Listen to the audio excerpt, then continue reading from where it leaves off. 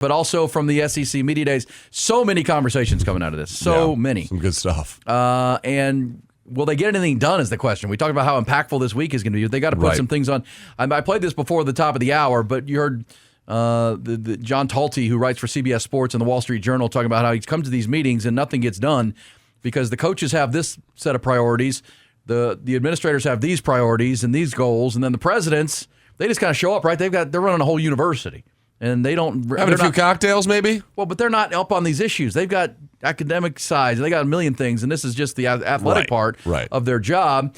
So most showing up to shake a few hands. Most of these big decisions are going to go to the presidential level, right? When it comes down to it, which again, and we talk about big decisions. Now, the pivot yesterday that I saw was that we know going in, the talk was about the 4+4+2+2+1 format of the college football playoff starting in 2026, the automatic qualifiers, the AQs, and that the ADs and seemingly Greg Sankey is in favor of that, but the coaches, Lane Kiffin, Kirby Smart, I didn't hear Sark asked about this, but the coaches are in favor of why don't we just do 5? We're going to 16. Do we need 16? But if you're going to 16, let's go 5. The 5 highest ranked conference champions, just like we have, they're in, and then it's 11 at large. Right. We'll just seed it. Now, again, my argument on the other one has been, 13 teams out of the 16 would decide it on the football field. They'd play their way in. It wouldn't be picked by a committee. It would be picked by winning games in 13 of the 16 spots. But let's hear. I wanted to hear, we got so much sound on this from the weekend. And props to Paul Feinbaum. He had a bunch of folks on yesterday, including Pat Forty. Pat Forty is with Sports Illustrated. Here's his thought on the 9-game regular season and the idea of getting rid of the conference championship game and going to a play-in game, 2 play-in games, where 3 would play 6 and 4 would play 5. 1 and 2 would already be in, and they would be not having to play like Georgia and Texas did last year. Here's Pat Forty of Sports Illustrated on what he's hearing. I think that there's some real curiosity, if not outright momentum, to having, your top 2 teams maybe in the league not playing in the championship game, and you're using that weekend to have your 3rd place team play your 6th place team, your 4th place play your 5th place, and the winners of those games become your 3rd and 4th automatic bids if you're going to have 4 bids. Now, it's interesting. I think it would certainly add a little bit of intrigue to that weekend, but you're also, I think, threatening to further diminish the regular season. Yeah. If you've got a 6th place team, even in a great league like the SEC, but a 6th place team still in contention for a playoff bid, what exactly are we doing here in terms of making every week count? All right. Well, and to me, that's an old school mindset. And Jack and I had this debate last hour, but I'd like to have it with Noah, and moving forward. Because we heard Steve Sarkisian say it last hour, and Sark talked about, I've been in this, college football thing for 25 years or 30 years as a player or a coach, and I was coached a team at USC that was really good, but we had to split the national title because we didn't have a tournament, and we went undefeated or whatever it was, and we had to split it with LSU, because we didn't play on the field. So you can go back to those days, and that wasn't that long ago. That was only 25 years ago, right? And now you have Pat Forty saying, well, if a 6th place team gets a chance to make the tournament, what are we doing? Well, hey, Pat, did you watch last year? The 4th place team in the Big Ten won the national championship. Did that diminish the regular season? Right. Did that make the regular season less important or the games less fun? The 4th place team in the Big Ten won the national title last year, and it wasn't close. They crushed everybody once Texas was their closest game. Was a 14-point spread when it was over. So they left no doubt who the best team was. And this is kind of my point with old thinking like Pat Forty that, if we don't decide it by us voting on it or the AP and the UPI, that it diminishes the regular season somehow. As Sark said last hour, and I said before I heard him say it, if look at the college baseball tournament's about to begin. The 6th seed is LSU. And they're the 6th place team in the SEC, right, or the 5th place team in the SEC. If they win the national title, is that going to surprise anybody if LSU wins the Natty? No. No, not at all. Would that diminish the regular season and what Texas accomplished in the regular season? No. I don't get that whole part. The standings last year, I believe, correct me if I'm wrong, I think 6th in the SEC technically would have been South Carolina, who last week of the year beat Clemson, who was the number 1 team out of the ACC technically because they won the ACC. And they won 9 games. They went 9-3. Well, You see what I'm saying? Like I know what you're saying. Sixth place team. Well, in South Carolina, they have given everybody fits. Once they could have won a few games in the playoffs. Well, and because if you go know why they were record where their record was their quarterback was hurt in September. Right. And they lost a couple of games, and then once he got healthy, they didn't lose.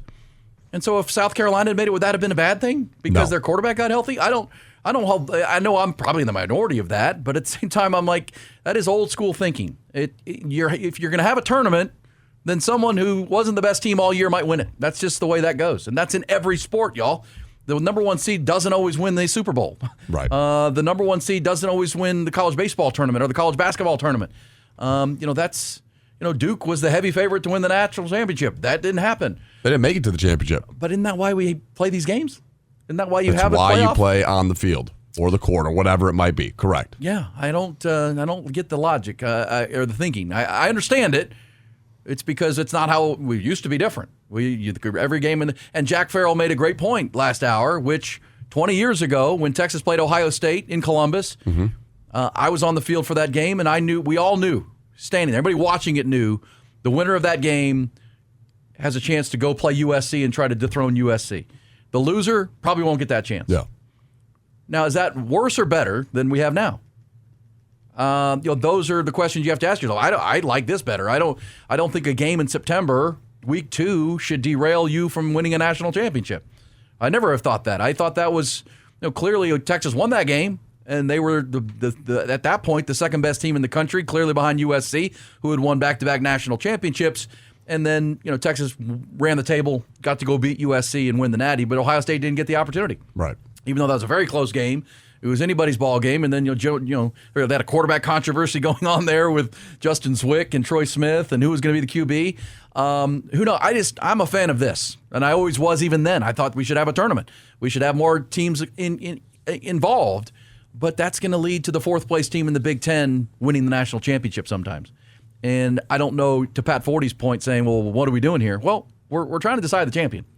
We're not trying to decide who's the best team in October. Right. We're trying to decide who the best team is in December and January. The last I checked. And in college baseball, we're trying to decide who the best team is May and June. Not in, as Steve Sarkisian pointed out last hour, Vanderbilt, who's the number one overall seed, was 11 and 10 at one point. After 20 games, they were a 500 team, but they may win the national title. Does that diminish the regular season? I disagree.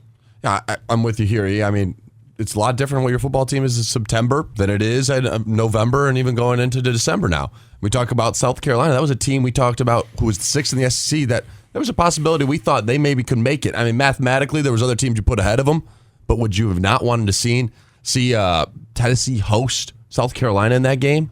Yeah, I mean, for a play-in 3 versus 6, that would have been compelling. I know it's unique and changing, but and next Bama and Ole Miss at 4 and 5. Come on, yeah. I mean, I like it a lot. I do too, actually, and I know a lot of people don't. I know because everything I read is that Greg Sankey and the SEC are ruining college athletics and they're ruining college football.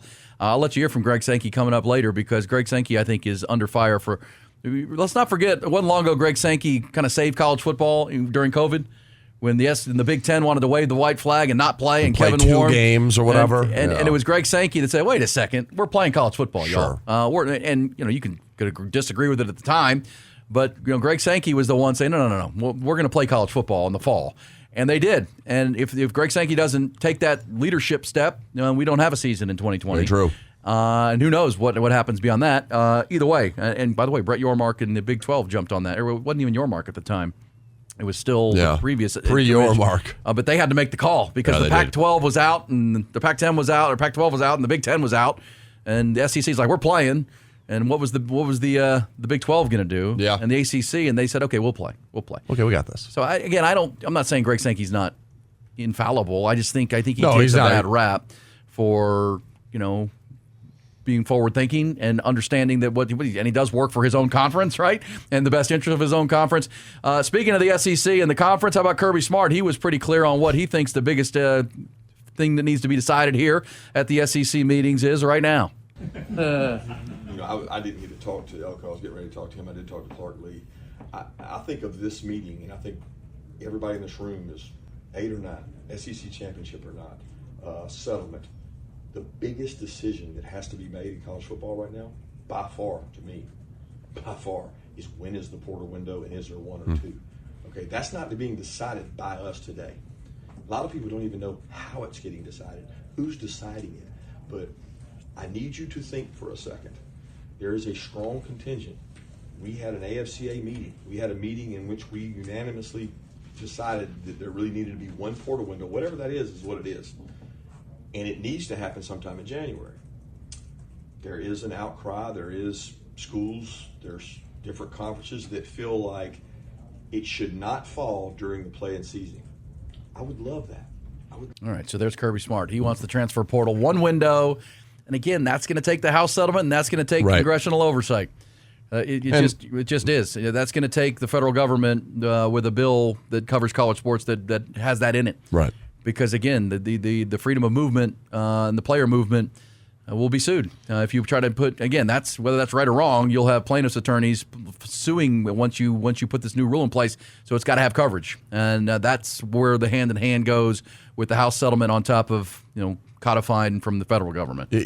With Kirby Smart here, though, right? If you're on the road to a national championship like Sark and Texas were this year, you shouldn't have to focus on, hey, half my staff is actually still working on recruiting while I'm game planning. 100%. I mean, that's unfortunate. Agreed. And I think it should be. I don't think it should be January. But again, you have to get.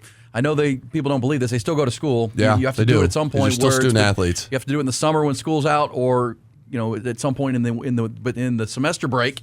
In the winter when school's out and you can enroll in the spring. Right. So it's got to be late January, I guess, could be the latest you could do it. But same time, we will certainly follow all of this as it develops. 8 or 9, 16 teams, college football playoff, House settlement still pending, so much happening. Coming back, we'll go live to Destin and check in with our buddy Bobby Burton, the Godfather, the best in the business from On Texas Football. He's in Destin covering the meetings. His thoughts on all these major topics. We'll talk to Bobby next.